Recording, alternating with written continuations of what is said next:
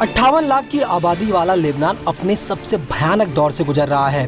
पिछले 8 दिनों में यहाँ 700 से ज्यादा लोगों की मौत हो गई, 2000 से ज्यादा लोग घायल हैं, जबकि 1 लाख से ज्यादा लोग विस्थापित हो गए हैं। और इसकी सबसे बड़ी वजह है हिजबुल्लाह, जिसे जड़ से खत्म करने के लिए इजराइल ने एक दिन में 1500 करोड़ के रॉकेट लॉन्च कर दिए, जिनकी चपेट में आकर 12 शहर तबाह हो गए।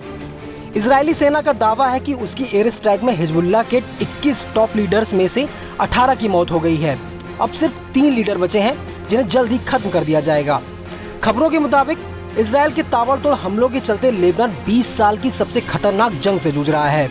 वहीं गुरुवार यानी 26 सितंबर को इजराइल ने हिजबुल्लाह के मिसाइल और ड्रोन यूनिट के कमांडर को भी मार गिराया। मीडिया रिपोर्ट्स की माने तो इजराइल की एयर स्ट्राइक में कई नागरिक भी घायल हुए हैं। रिपोर्ट में बताया गया कि इजराइल में तैनात भारतीय सेना के एक जवान को गुरुवार सुबह एयर एम्बुलेंस से भारत लाया गया। सेना के इस जवान का नाम हवलदार सुरेश आर है।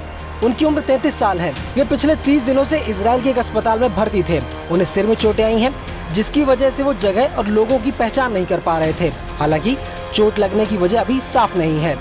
रिपोर्ट के मुताबिक हवलदार सुरेश आर इजराइल के कब्जे वाले गोलन हाइट्स में संयुक्त राष्ट्र के United nation disengagement observer force यानी अंडोफ में शामिल थे। अंडोफ एक शांति सेना मिशन है, जिसका काम इजराइल और सीरिया के बीच संघर्ष विराम बनाए रखना और दोनों देशों की सेनाओं के बीच तनाव कम करने की कोशिश करना है। गोलन हाइट्स के अलावा भारत के 900 जवान लेबनान में तैनात हैं। ये United nation interim force in Lebanon यानी यूनिफिल में शामिल है, जिनका काम लेबनान और इजराइल के बीच शांति कायम रखना है। ऐसे में सवाल उठता है कि जंग के बीच इजराइल सीमा पर भारतीय सैनिक क्या कर रहे हैं।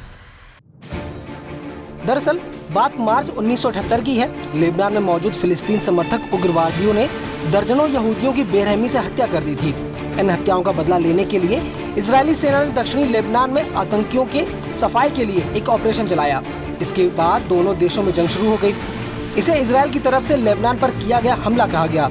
जब ये मामला यूएन पहुंचा तो तुरंत यूनाइटेड नेशन सिक्योरिटी काउंसिल ने इस जगह पर शांति कायम करने के लिए एक प्रस्ताव पास किया।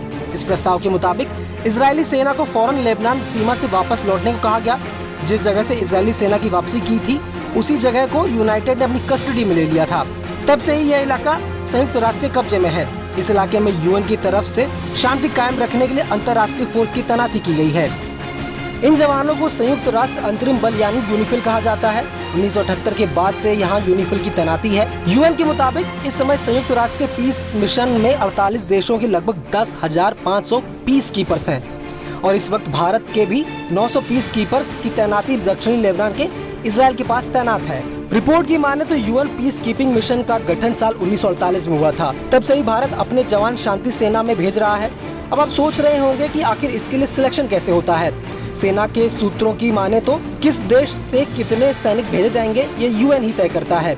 यूएन के नियमों के तहत जवानों को पैसा भी ज्यादा मिलता है।